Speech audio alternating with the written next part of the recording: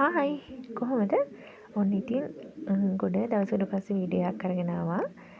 ඔයාලා හම්බෙන්න. ඉතින් මම වීඩියෝ ගේන්න පරක්කු වුණේ ඉතින් අසනීප වෙලා හිටියා මාත් මේ ඊට පස්සේ ඉතින් වීඩියෝ ෂූට් ගේන්න පරක්කු වුණා.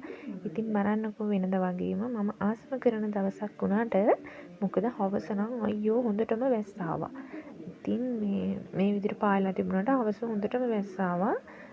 ඉතින් අද උදේට තිබුණ කිරිබත් කාලා අපි පොඩි ගමනක් ආවා. පොඩි ගමනක් කියන්නේ බබාට බෙහෙත් ගේන්න.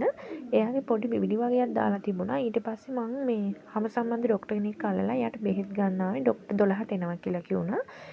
මම 11ට වගේ ගෙදරින් ගියා. ඉතින් එතන මේ වගේ වතුර පාරක් යනවා. ඉතින් ඒක දිහා අපේ බබා හරි ආසාවෙන් බලාගෙන ඉන්නවා. මේ ડોක්ටර් මේ වෙලාවේ ඇවිල්ලා හිටියේ නෑ. ඉතින් එයා එනකන් අපි බිල් එක ගෙවලා මේ විදිහට එතනට වෙලා වාඩි වෙලා හිටියා.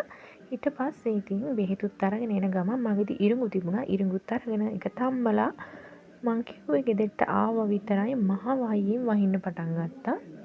අපි වැස්සට නම් අහුන්නේ නැහැ. ඉතින් වීල් එකේ ගිහිල්ලා වීල් එකේම ආවා.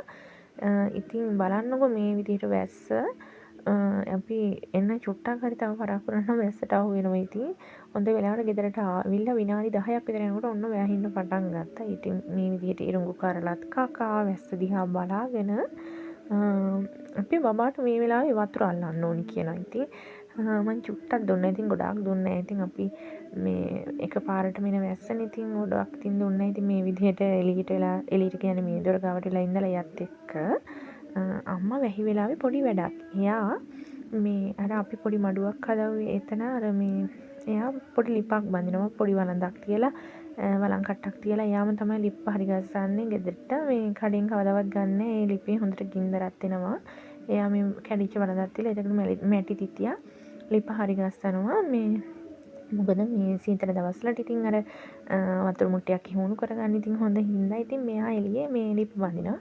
ඊට පස්සේ බලන්නකො මංවත් ගෙදරට එනකන් දන්නේ අපේ හස්බන්ඩ් මට කෑම එකක් ඉවලා. ඉතින් මේ වෙලාවේදී නම් මං දවල්ට කාලා හිටියේ. ඉතින් මේ අපි තුන් දෙනාටම ඇති වුණා අම්මටයි මටයි තාත්තටයි. ඉතින් අපි මේක රැයට කන්න තියාගත්තා. ඒ වෙලාවේ කාලා හිටපු හින්දා ඊට පස්සේ ඉතින් ඔන්න වැස්ස පෑ ඊට පස්සේ මෙයා මෙතෙන්ට නාන්න ඇවිල්ලා. මම දැක්කට පස්සේ ගිල්ලා ගියා. ඉතින් පාවුවානේ.